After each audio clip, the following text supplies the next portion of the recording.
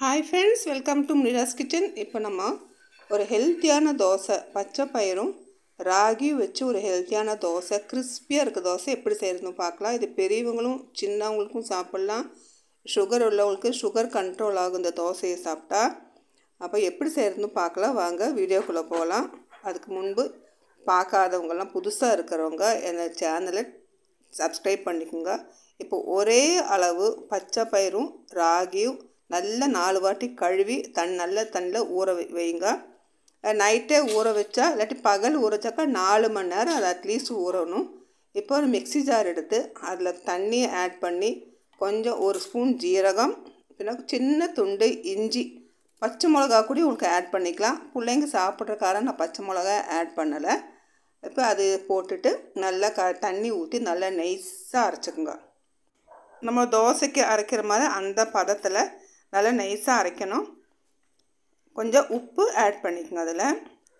அதுக்கப்புறம் mixie jar காலின தண்ணி இது கூட கட்டியாக இருந்தால் தண்ணியை ஆட் பண்ணி நல்லா கொஞ்சம் லூஸாக தோசை மாவு பதத்துக்கு கரெக்டாக அட்ஜஸ்ட் பண்ணி வச்சுக்கோங்க. இதை ஊறணுன்ற அவசியம் இல்லை. ஆட்டின அப்போவே நமக்கு கிரைண்ட் பண்ண அப்போவே நமக்கு அதை சுட்டு எடுக்கலாம். இப்போ அது கொஞ்ச நேரம் இருக்கட்டும். இப்போ நம்ம ஒரு சட்னி உண்டாக்கிக்கலாம். கோலார் சட்னி. இப்போ 1.5 டீஸ்பூன் கடலைப்பருப்பு எண்ணெயில் வறுத்து தனியாக வாரி கோரி எடுத்துருங்க. அதை கரியாமல் பார்த்துக்குங்க.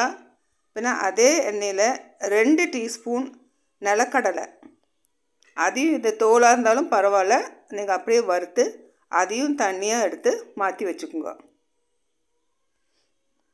அதே எண்ணெயில் ஒரு 4 பல் பூண்டு ஆட் பண்ணிக்கோங்க.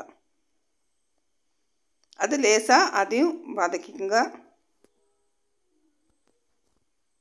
அதுக்கப்புறம் 1 டீஸ்பூன் இல்லாட்டி அரை டீஸ்பூன் ஜீரகம், நல்ல ஜீரகத்தோட ஸ்மெல்லு வரும் இதில். அப்போ 1 டீஸ்பூன் ஆட் பண்ணிக்கோங்க. காரம் தகுந்த மாதிரி 4-5 வரமிளகு, ஒரே ஒரு தக்காளி, சின்ன சைஸ் கொஞ்சமாக புளி ஆட் பண்ணி அதையும் நல்லா வதக்கிட்டு ஆறின பிறகு மிக்ஸி ஜாரில் போட்டு நைஸாக கொஞ்சம் தண்ணி ஊற்றி நைஸாக அரைச்சிக்குங்க. இப்போ எல்லாம் நல்லா வதங்கியாச்சு. இப்போ நம்ம வேறு பாத்திரத்தில் அதை மாற்றிக்கலாம். அதை ஆறட்டும்.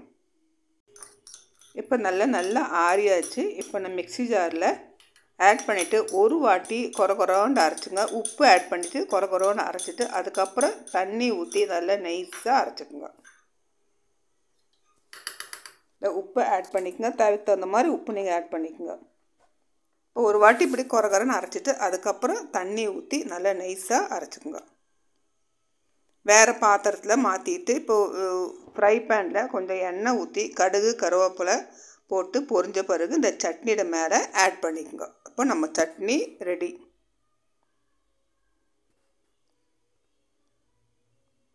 கோலார் சட்னி ரெடி ஆகிடுச்சு. இப்போ நமக்கு தோசை சுடலாம். இப்போ ஃப்ரை பேன் எடுத்துக்கோங்க. தோசைக்கல்ல ஃப்ரை பேன் எது வேணால் எடுத்துக்கோங்க. கொஞ்சம் தண்ணி தெளித்து எண்ணெய் மேலே தடவிட்டு அதுக்கப்புறம் எப்பவும் தோசை சுடுற மாதிரி தோசை சுடுங்க. அது பிஞ்சு வரவோ இல்லாட்டி கட்டியாக ஒட்டி பிடிக்க ஒன்றும் ஆகாது. நல்லா நைஸாக நல்லா பரட்டிக்குங்க. பரட்டின பிறகு அதுக்கு மேலே உங்களுக்கு என்ன இஷ்டமோ நெய்யோ பட்டரோ இல்லாட்டி எண்ணெய் எது வேணால் நீங்கள் யூஸ் பண்ணிக்கோங்க.